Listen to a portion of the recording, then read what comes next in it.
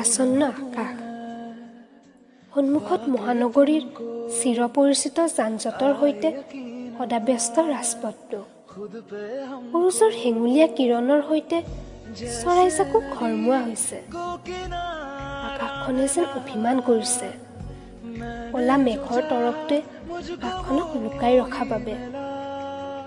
আৰু এই পৰিৱেশটো তাইৰ ৰুমৰ খিৰিকীখনত আউজি লৈ একান্তভাৱে উপভোগ কৰিছে নুপুৰে।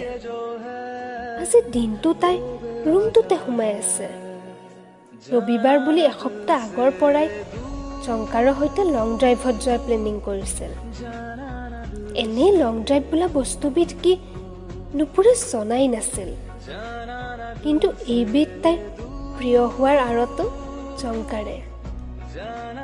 বৰষুণ আহো নাহোকৈ থকা বতৰটোত তাক দুয়ো হাতেৰে সাৱটি তাৰ পিঠিত মূৰটো পেলাই ঘণ্টাৰ পিছত ঘণ্টা তাই উপভোগ কৰি গৈছিল ৰাস্তাৰ দুয়োফালৰ সুন্দৰ দৃশ্যবোৰ।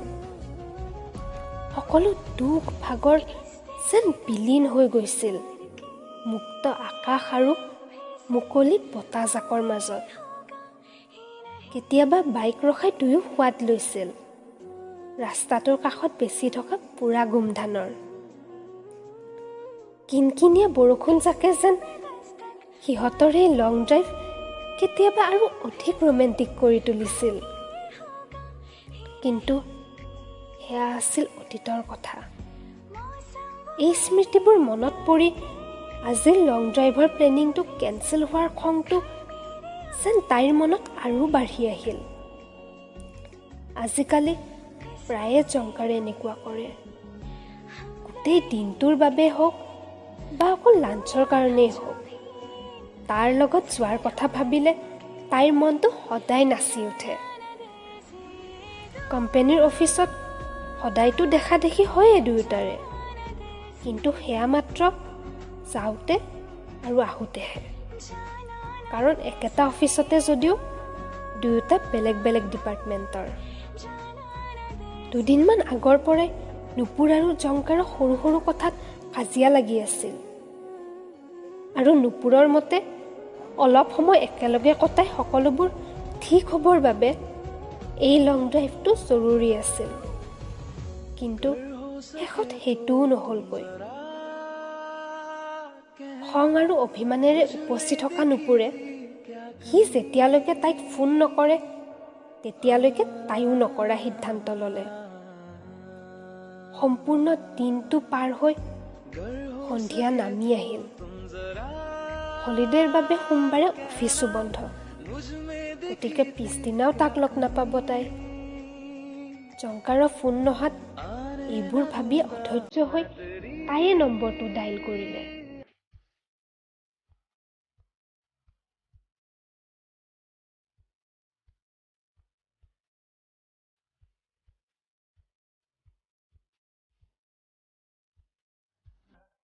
কোৱা।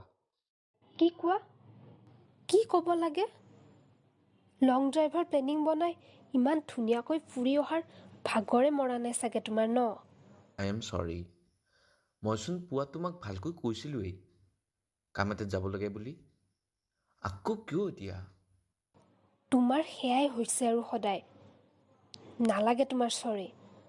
ইমান দিনৰ মূৰত ক'ৰবাত যাম বুলি ওলাইছিলোঁ একেলগে। তোমাৰ আকৌ কামেই শেষ নহয়। এটা দিনো মোৰ বাবে নোলাই তোমাৰ। নুবুজিলে উপায় নাই। মোৰ এতিয়া কাজিয়া কৰাৰ একদম মন নাই। ফোন ৰাখা। নাৰাখো মই ফোন। শুনা তুমি। ফোনটো কাট খাই গ'ল। তাই মনৰ খং মনতে সামৰিব লগা হ'ল। সেইফালেও ফোনটো কাটি জংকাৰে পোৱাৰ ঘটনাটোৰ কথা মনলৈ আনিলে।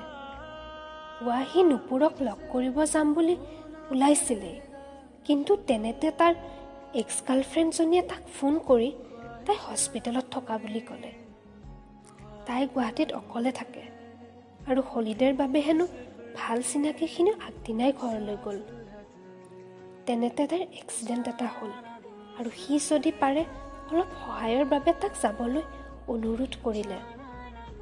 সি হয়তো নগ'লহেঁতেন, কিন্তু মানৱীয়তাৰ খাতিৰত সি তাইক এইকণ সহায় কৰিলে। আৰু তেনেকৈয়ে তাৰ হস্পিটেলত দিনটো পাৰ হোৱাত নুপুৰৰ লগত যোৱাই নহ'ল। সি বহুত ভাবি চিন্তিয়ে নুপুৰক তাইৰ লগত যাব নোৱাৰাৰ আচল কাৰণটো নক'লে। সি জানে নুপুৰ সঁচাকৈ বহুত বুজা ছোৱালী, মানৱীয়তা তাইৰো আছে। তথাপিও যেতিয়া আপোনজনৰ এক্স গাৰ্লফ্ৰেণ্ডজনীৰ কথা আহিব, তাত বুজা শক্তিতকৈ খং আৰু অভিমানেহে আগতে ঠাই পাব। এইবোৰ ভাবিয়ে সি তাইক আচল কাৰণটো নোকোৱাকৈ থাকিল।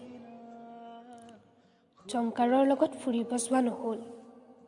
তাইৰ অভিমান ভঙাৰ পৰিৱৰ্তে সি ওলোটাই তাইকহে খং দেখাই ফোন কাটিলে। এইবোৰ কথাৰ বাবে তাইৰ মনত ভাৱ হ'ব ধৰিলে, তাৰ ওচৰত হয়তো এতিয়া আৰু তাইৰ মূল্যই নাই। জংকাৰে তাইৰ লগত টানকৈ সুৰত কথা কোৱাৰ পিছত প্ৰায়ে কয় যে মোক অলপ অকলশৰে থাকিব দিয়া, মোৰ মুড ভাল নহয়। কিন্তু তাই এটা কথাই বুজি নাপায় যে তাইৰচোন অইন কথাত মুড বেয়া হ'লেও তাকহে বিচাৰে।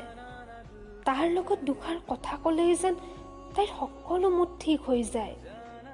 আনকি কেতিয়াবা যদি জংকাৰৰ বাবেও তাইৰ মন বেয়া হয়, তেতিয়াওচোন তাই তাকহে বিচাৰে, যাতে সি জগৰ লগালেও অভিমানবোৰ সিয়ে ভাঙে। কিন্তু বাস্তৱ ক্ষেত্ৰত হয়গৈ ওলোটাহে। জংকাৰৰ মতে যদি তাৰ কিবা কথাত মন বেয়া, তেন্তে সেই সময়খিনিত অকলে থকাই ভাল। বেয়া মন এটা লৈ কাৰোবাৰ লগত কথা পাতিলে ভাল কথাখিনিও বেয়াহে হয়।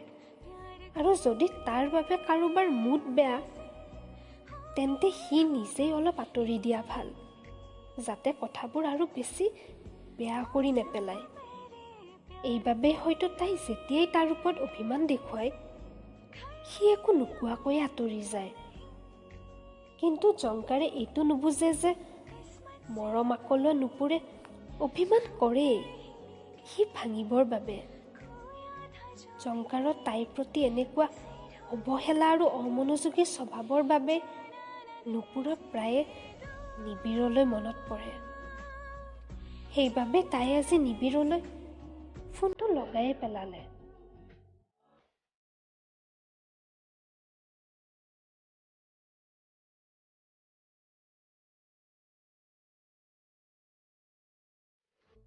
নুপুৰৰ ফোন কলটোৰ উত্তৰ নিবিৰে কি দিলে জানিবলৈ অপেক্ষা কৰক। আহি আছে অব্যক্ত প্ৰেমৰ অনাকাংক্ষিত উভতনিৰ ৪ৰ্থটো খণ্ড।